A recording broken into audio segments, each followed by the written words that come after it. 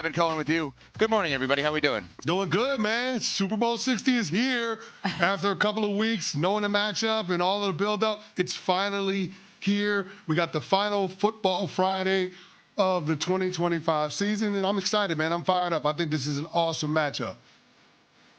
I'm just jamming to some Robin here. What's happening right now? I don't know. Is there a reason why they're really trying to figure this out. emphasizing the song here? Show me I do love. this literally every day. I don't know. This one feels more pointed. Yeah. It's not. Great song, though. I'm waiting for the moment where I'm going to realize why this is the song for today. Shout out to Robin. Like I'm literally Such a looking. great catalog. I swear to God, I'm looking around for Jordan Love.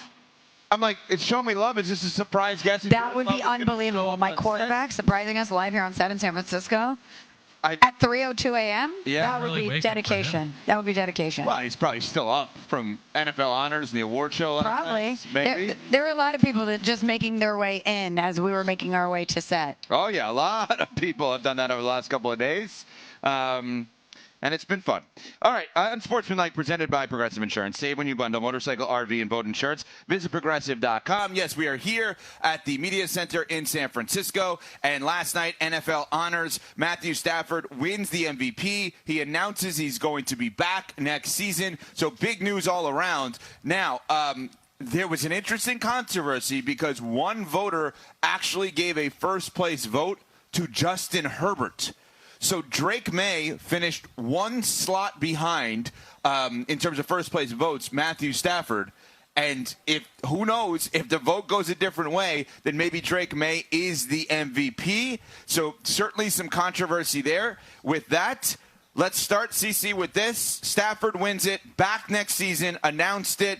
Did he deserve it in your mind? Should he have been the MVP? And does he now cement himself as a Hall of Famer? Well, it felt like last night's MVP vote for Matt Stafford was a nod for him to get into Canton eventually. Now, here's the thing. The season that he put together is more than deserving of winning an MVP. Played in 20 total games. He had 52 touchdowns to 9 interceptions. That is absolutely phenomenal. I thought that Drake Maye had a stronger case to win MVP, taking over a team that won 4 games last year, and he came and won 14 games this year. And you're talking about that team being able to have overwhelming success despite not having a true number one receiver, despite not having, elite traits when you look across the board from a talent standpoint. So, yeah, I'm surprised that Drake Maye didn't win MVP. I thought his lift was a little bit heavier in terms of getting his team turned around and representing true value and what the actual award means. But Matt Stafford is more than deserving based on the campaign that he put together. Totally agree. I thought that Drake Maye would get it, but it feels like not that Matt Stafford doesn't have a case. It reminds me of last year with Josh Allen and Lamar Jackson. When you look at the numbers, you could certainly make the argument that Lamar was more deserving than Josh Allen. But it also feels like Josh Allen needed, as you guys call it, that top line of the resume, something concrete to point to that quantifies how great of a quarterback he is, how excellent he is at football. And this is it for Matthew Stafford, even though he's obviously a Super Bowl champion. He wasn't the Super Bowl MVP. And for him in his 17th season to be able to win the MVP award, it really does feel like it's ushering him into the Hall of Fame. And he's one of those cusper guys that we've had a lot of debates about. Cusper? Cusper? Word of the day. No. Cusper? What? Evan. He's on the cusp. I've never heard somebody use the word cusper in my life. Is that not a real word? Did I make it up? If you made it up, And if then I did, trademark me. No, if you made it up, then I get a second chance. No, you don't. Yes, I do. No, you don't. Anyway, Matt Stafford is one of those guys that the debate was raging on of whether or not he would actually be a Hall of Famer. We talked about, does he need to win another Super Bowl in order to secure his place in Canton? I think bringing home the MVP award last night did it for him. Can we talk about the fact that somebody voted for Herbert, though? What's the justification behind that? Like, how does Justin Herbert get a first-place vote? Dealing with all of the injuries and the team still finding a way to make the playoffs, double-digit wins. I guess that would be the argument.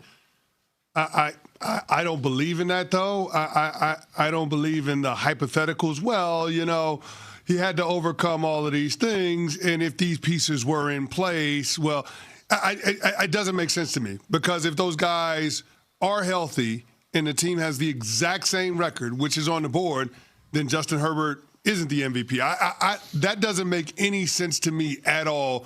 The one voter deciding to go with Herbert over Drake Maye or Matt Stafford makes no sense. That's an interesting point you just made, CC. So you're saying if the Chargers had full health all year, your record for them would have been basically 11-6, which is what their record was? I'm just saying that's a good point. To say that their record would be better is a hypothetical that nobody can prove. So it doesn't make sense. So we just have to assume they were going to have an 11-win season. And, okay, you have an 11-win season. Justin Herbert somehow becomes better because he has, the tackles down. But if the tackles are there and he has the exact same production, then that means he's not the MVP. That doesn't make any sense to me.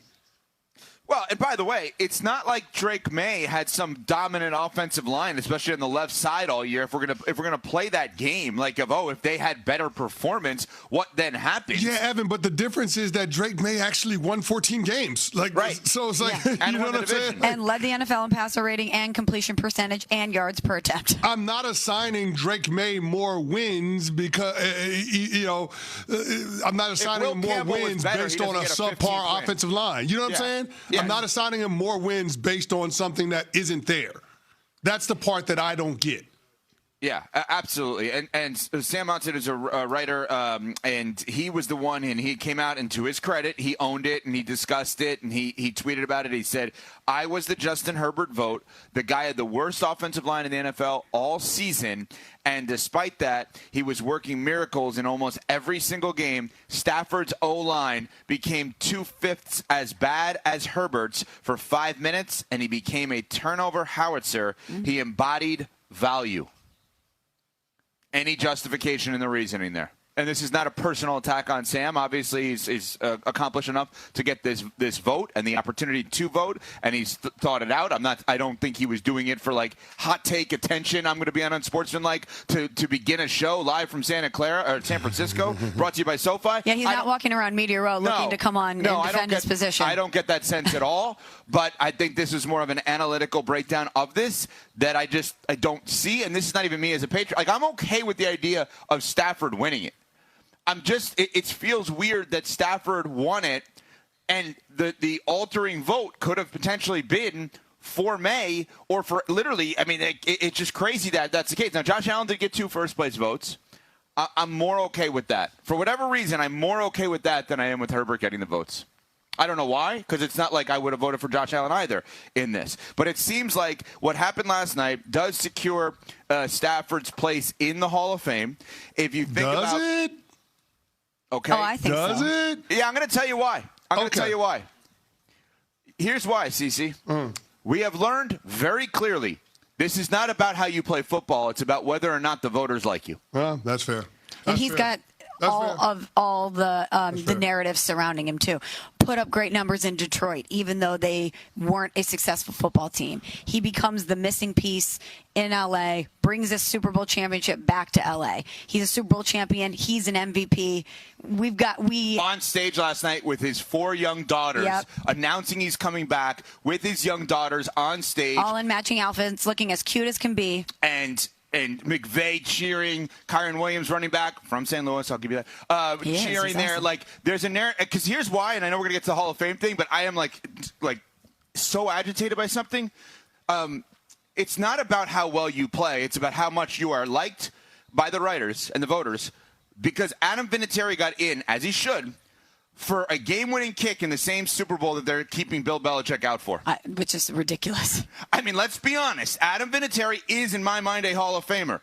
But Adam Vinatieri's Hall of Fame career basically started, and we noticed it, in the same game that they're saying Belichick cannot be in for that game because of Spygate, but the guy who kicked the game-winning field goal to start a multi-Super Bowl career with multi-teams. But, it's CeCe, when you're rightfully hesitating because of your standards as an 11-year NFL player that knows and won a Super Bowl and knows this sport inside and out, and you're not saying no to Stafford, you're just saying let's have more of the conversation. It's not about the stuff it should be, which is about the stuff that you are going to bring up.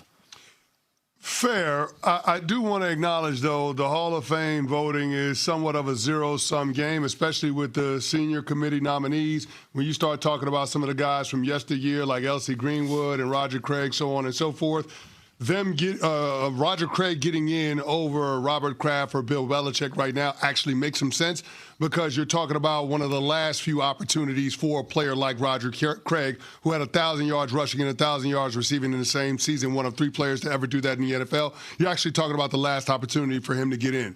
So from that perspective, it does make some sense when the voters say, hey, I want to go with this guy over Bill Belichick or Robert Kraft. I know Bill Belichick or Robert Kraft will eventually get in. Understood, but that you just proved 2 things. One, that Roger Craig deserved to get in. No doubt. For those who don't know, Roger Craig, we're going to get to the Hall of Fame stuff here, but Roger Craig was a great runner and a great receiver out of the backfield for great Niners teams that won Super Bowls. Period. Next sentence. You also just explained how ridiculously stupid this thing is, that in order to put Roger Craig in, you have to take someone else out, in essence. It's crazy. I mean, what do you learn in school? Don't blow out someone else's candles to make yours burn brighter? Yeah. That's literally the Hall of Fame process, is you have to burn out other people's candles to make yours burn brighter. Well, we ain't letting everybody in. It's not the Hall of Very Good. It's the Hall of Fame, sir. There's only 387 people in it. Like, it's supposed to be hard to get in. The elite of the elite. Yeah, this whole bit about entitlement to the Hall of Fame is absolutely ridiculous. It's hard to get in, sir. And that's why we praise them when they do every single year in Canton, Ohio with the Hall of Fame game. One quick thing. Do we have the final voting? Because we had a big theme all year. I said that I thought Caleb Williams would get at least one MVP vote. Nuno, do we have the answer on that? Nuno's upset about something over there. I don't know what. I can't figure that out. A, we don't. I haven't seen anything. And B, Canty didn't answer why he doesn't think Stafford is a lock as a Hall of Famer. Which we will do that. We're not. The show's not over, you know. Also, we got a whole 3 hours and 45 minutes, sir. We will do that coming up after CC has this from Booth.